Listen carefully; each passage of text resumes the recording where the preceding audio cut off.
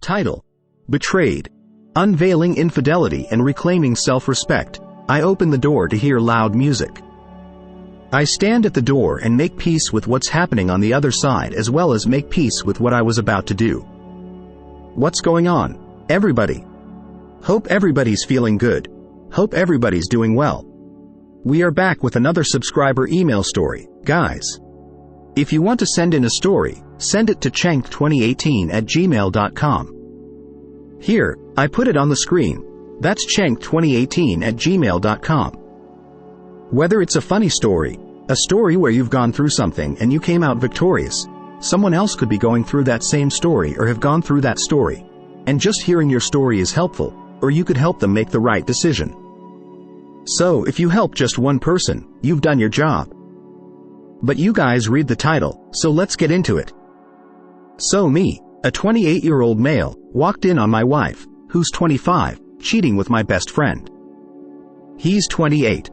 Hello, true. I am a new sub to your channel, as I've only recently started looking for content of this type to cope and deal with my circumstances. The blow I've suffered is fresh. I discovered her infidelity when I called her with a man I considered a brother just 1 week ago.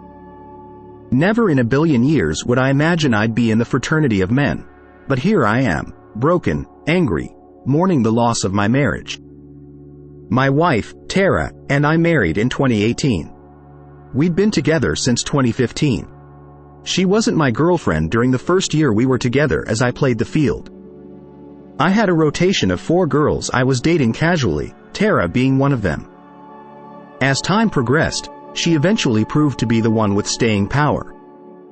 We began to date exclusively, and eventually, I proposed to her. I'm going to skip over all the details of our marriage. That doesn't matter anymore. The virus had put a strain on our lives, as we both were forced to work from home. Within just a couple of months, it became clear that being under each other 24/7 exposed us to aspects about ourselves that we hadn't taken into account prior. Things just continued to feel off, and if she wasn't home working, she'd be out to the gym or with her girlfriends. She completely stopped making time to hang with me, and our sex life dwindled to her giving me a lazy handjob once in a blue moon because she was too tired from working out so much.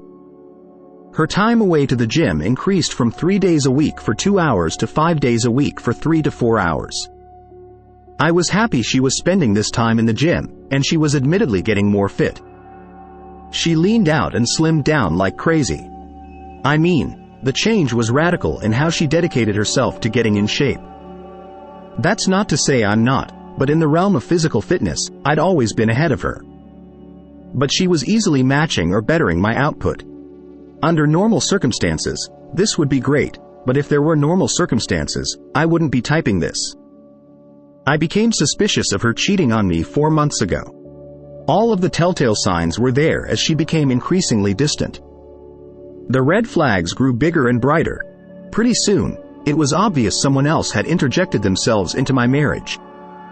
But I had no proof, and her devices were on her at all times. So even if I wanted to install one of those monitoring apps, there would be no way to get it on her phone. So, after months of being in the dark and living in paranoia, I couldn't act on it. Last week, I decided to tail her on the way to the gym. I'm not at all proud of it, but it was the only way I could think of getting some peace of mind. She goes to the gym, and she is inside roughly about 2 hours. Yes, I sat and waited, but she's not alone.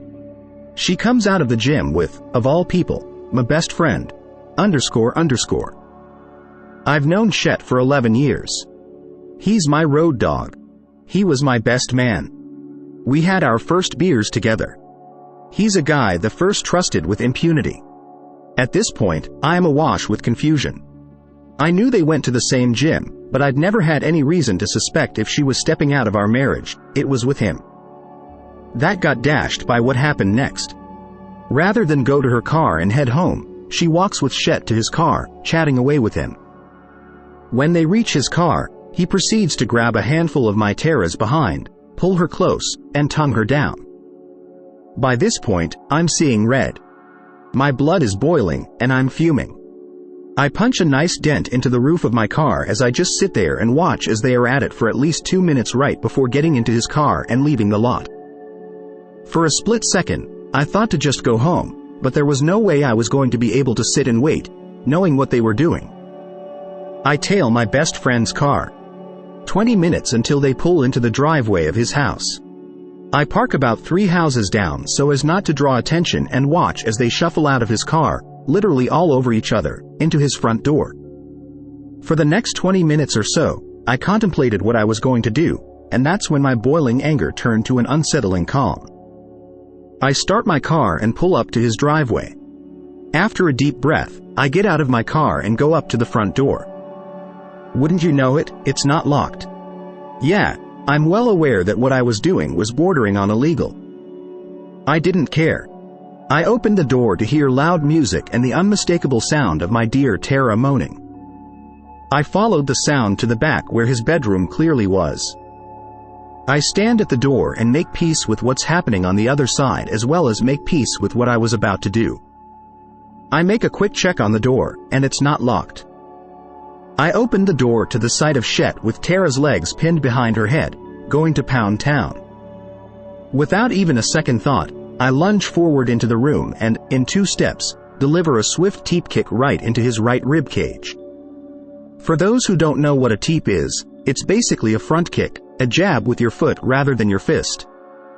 It makes a satisfying crack as he goes flying out of her and off of the bed. The moment she sees what's happening and notices me, she shrieks in terror. Shet gets off the floor, clutching at his side where I'd kicked him, only to get a glance at me a couple of seconds before I come over the top with an overhand hook, hitting him right on the button. He crumbled like a stale cookie. Please give me the conclusion of this story in the comments section. Thank you for taking the time to care about this interesting story. If you enjoyed the story I told, please leave your thoughts in the comments section. See you in the next story.